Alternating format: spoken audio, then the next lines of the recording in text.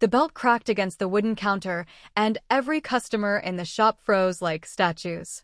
Ngozi was on the floor, her wrapper twisted around her knees, her hands shaking as she covered her head. Chidi stood over her, his chest rising and falling, his eyes wild with anger. "You will kneel in front of me in my own shop," he shouted, his voice shaking the walls. But it was not her shop. It had never been his. Every stitch, every sale, every naira in that small tailoring business belonged to Ngozi alone. Still, he wanted her to hand over her savings book, right there, in front of his friends who stood by the door laughing softly. When she said no, when she simply shook her head and held the book close to her chest, he called it disrespect. He called it an insult. So he raised his hand and brought her down to the floor she had swept with her own hands every single morning for 6 years. But something was about to change. By morning, Chidi would lose everything he thought belonged to him. Ngozi did not start this life with anything grand. She began as a small girl selling thread and buttons at a market stall, counting coins under the hot sun. Slowly, with patience and hard work, she built her own tailoring shop, one machine at a time. People loved her because she never shouted, even when customers cheated her or suppliers lied to her face. She simply smiled and kept working. Her only dream was simple: open a second shop, put her younger sister through school, give her family a better life. But Chidi did not marry her for her heart. He married her for what her hands could build. 3 months before that terrible morning in the shop, Chidi came back from Lagos with new clothes, a new phone, and big stories about the important people he now knew.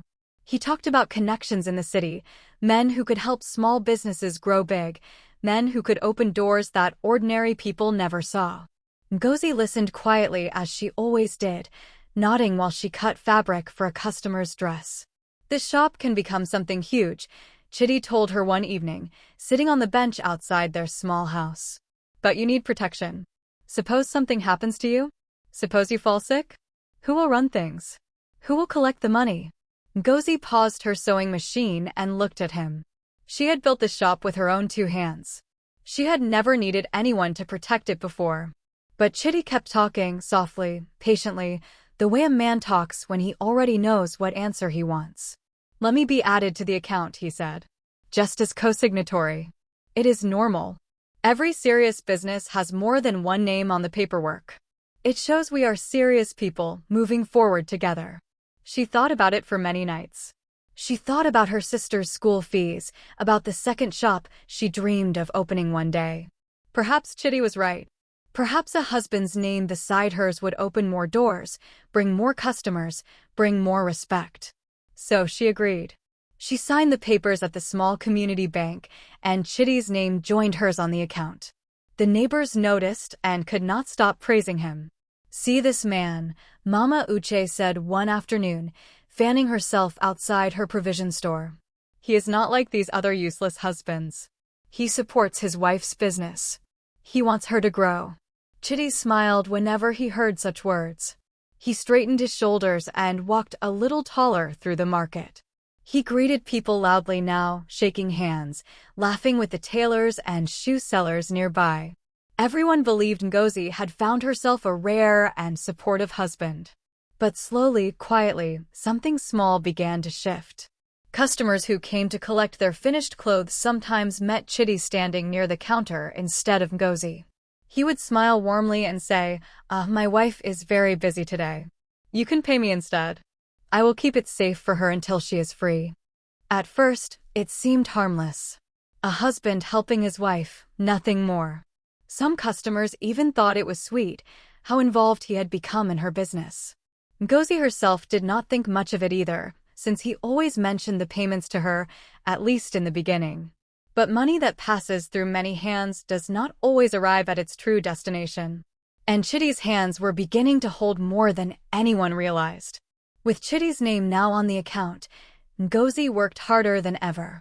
She wanted to prove that trusting him had been the right choice.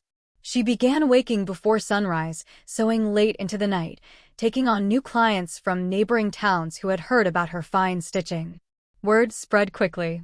Soon she had more work than her 2 hands could manage alone. She decided to train an apprentice, a quiet young girl named Amaka, who learned fast and worked with care. Ngozi taught her everything: how to measure properly, how to cut without wasting fabric, how to treat every customer with respect no matter how small their order. Having Amaka beside her lightened the load, and business continued to grow. But somewhere in Ngozi's mind, a small seed of caution had been planted. She could not explain it fully, only that something told her to keep a little something for herself, quietly, without announcement. So she opened a second account, a small private one at a different bank across town. Little by little, she moved small amounts there, money from extra jobs Chidi did not know about, gifts from grateful customers, coins saved here and there. She told herself it was nothing serious. Just a woman being careful. Just in case. And it was good that she did, because strange things had begun happening with the shop's main account. Fabric suppliers started calling to complain that payments were late, or sometimes not arriving at all. Ngozi would check her records, certain she had given Chidi the money to pay them days before. Yet somehow, the transfers never reached the right hands. Chidi, the fabric seller, says he has not received payment, she said one evening, showing him her notebook where she wrote every transaction carefully. Don't worry yourself, Chidi answered smoothly, waving his hand. There were some business expenses. I had to attend a meeting in town, entertain some contacts. These things matter for the shop's future. I will sort out the supplier soon. Ngozi wanted to believe him. He always had an explanation ready, calm and confident, the kind of answer that made questioning feel foolish. So she nodded and returned to her sewing machine, pushing the worry down inside her chest. But the fabric supplier called again the following week. And then another supplier complained too. Each time, Chidi had a new story, a new excuse, a new reason why the money meant for business had gone somewhere else entirely. Amaka noticed the tension in Ngozi's shoulders during those days, though she said nothing. She simply worked quietly, watching her teacher carry a weight that seemed to grow heavier by the week. Ngozi kept smiling at her customers, kept stitching beautiful dresses, kept building her dream one thread at a time. But somewhere behind that calm face, a small, uneasy question was beginning to grow louder.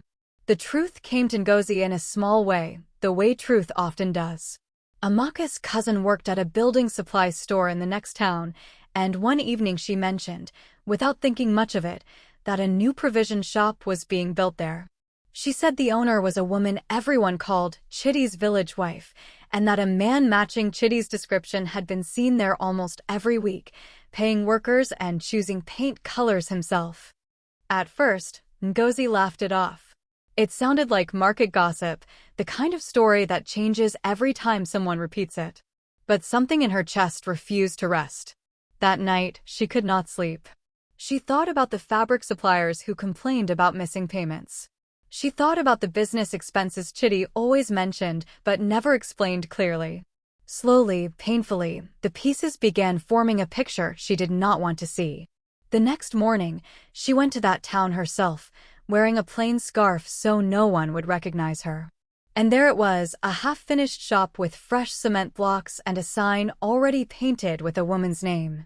Workers moved around carrying bags of goods, and a woman stood proudly directing them, calling herself the owner.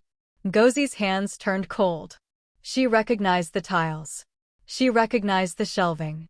It was the exact style she had asked Chidi to order for her own second shop, the dream shop she had been saving for. She returned home shaking with a quiet fire she had never felt before. That afternoon, Chidi came to the tailoring shop with two of his friends, laughing loudly about some business deal. Ngozi waited until there was a small crowd of customers inside, waiting for their clothes, and then she spoke. "Chidi, whose shop are you building in Mwahia?" she asked calmly, holding her savings book close to her chest, the one with her private records inside. The laughter stopped. His friends looked at each other. Chidi's face changed from confusion to anger in seconds. "Give me that book," he said, stepping closer, his voice low and dangerous. "No," Ngozi answered, standing her ground. "This one is mine." "You will disrespect me in front of my friends," he shouted, grabbing for the book. When she pulled it away, refusing to let go, something in him snapped completely. He reached for the leather belt hanging by the doorway, the one used to measure fabric, and struck her across the shoulder. Customers gasped. Someone dropped a bag of cloth.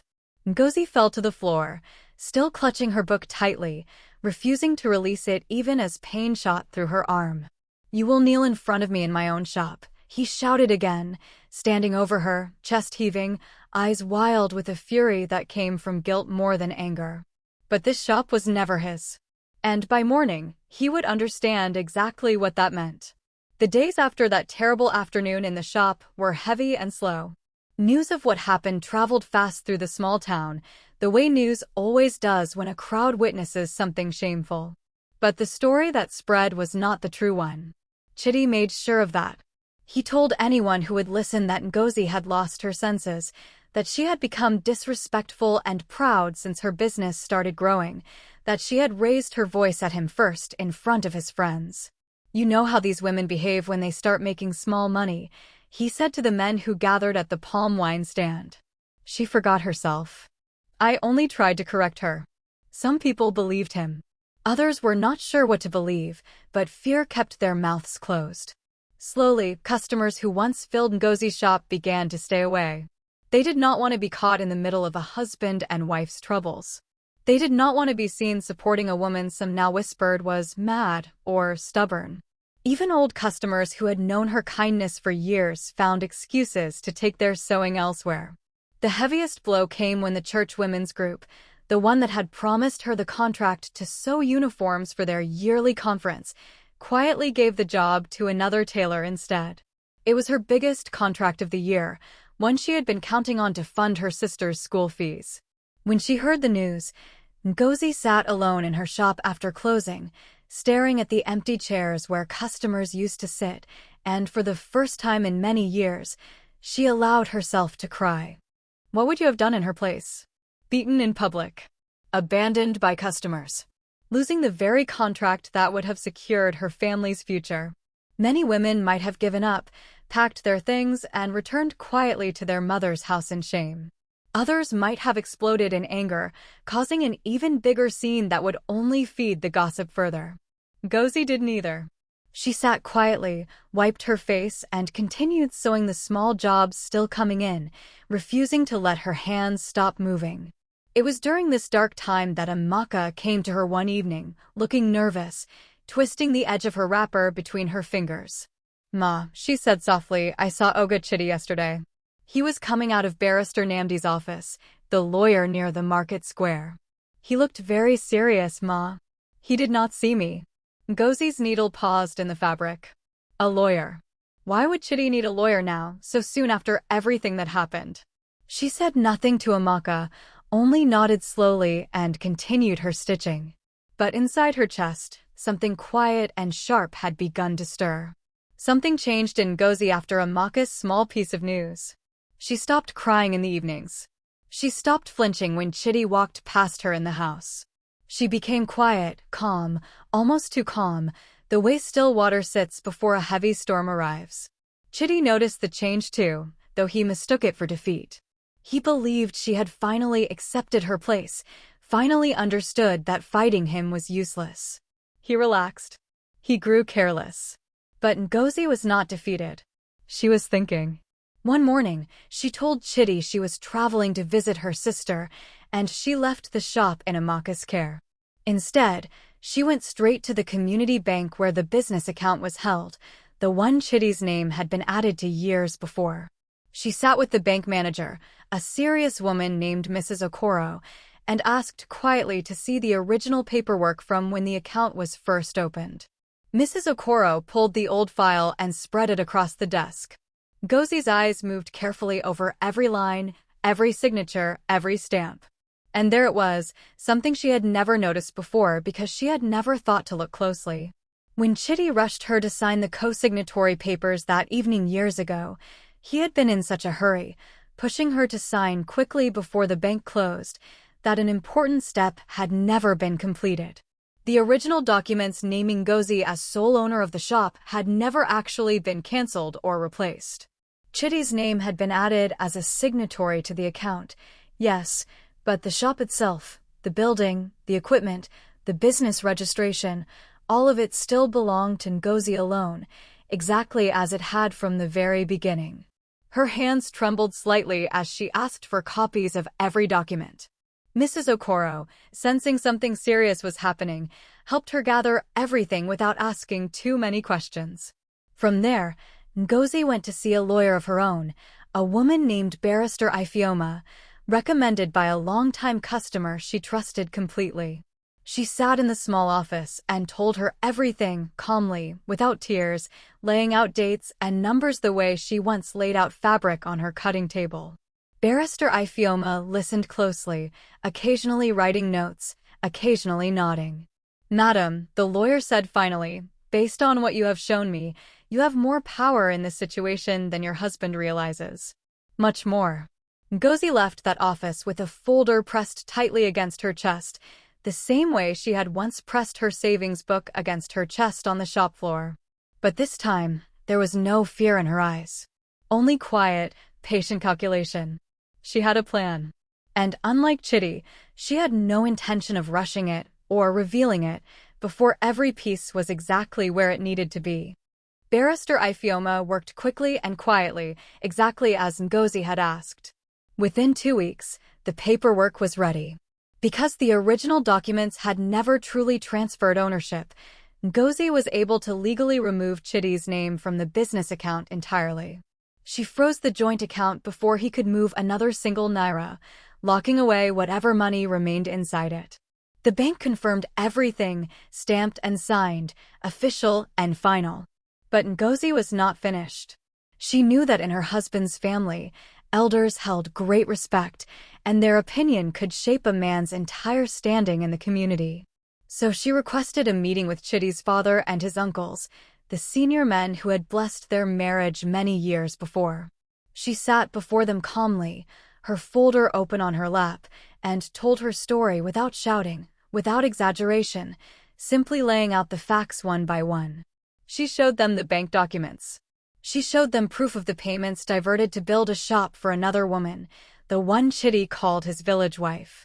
She spoke of the missing fabric money, the excuses, the public humiliation in her own shop, where he had raised his hand against her in front of customers.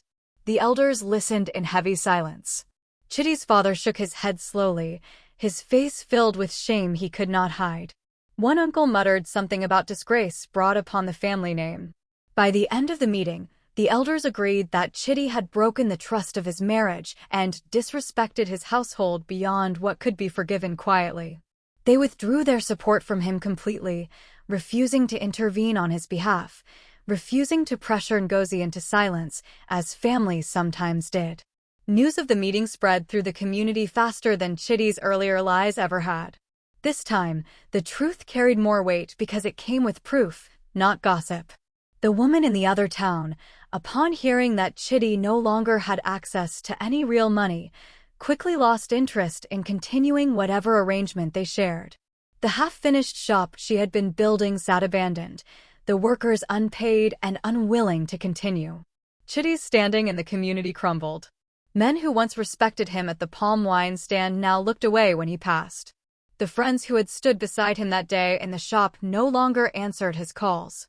Ngozi filed for separation soon after, and, because the evidence stood so clearly in her favor, it moved through with little resistance.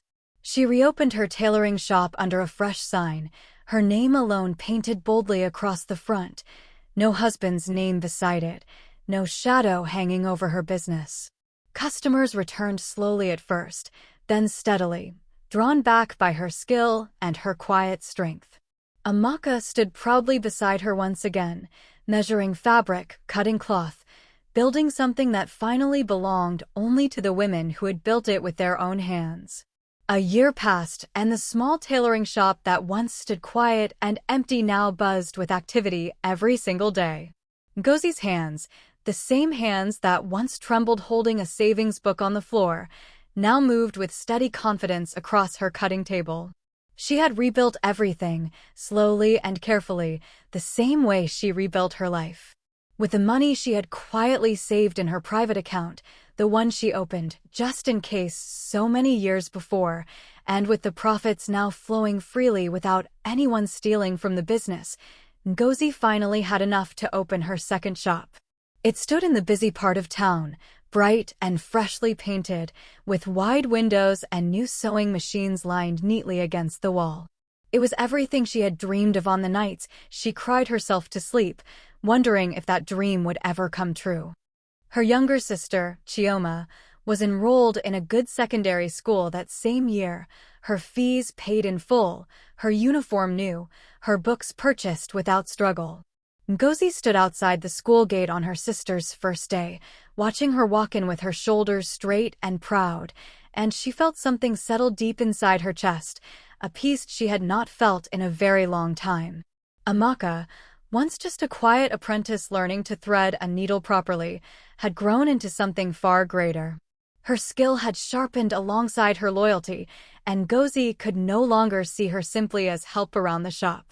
She offered Amaka a full partnership in the new location, her name added honestly and legally this time, with proper paperwork drawn by Barrister Ifeoma herself, nothing rushed, nothing hidden.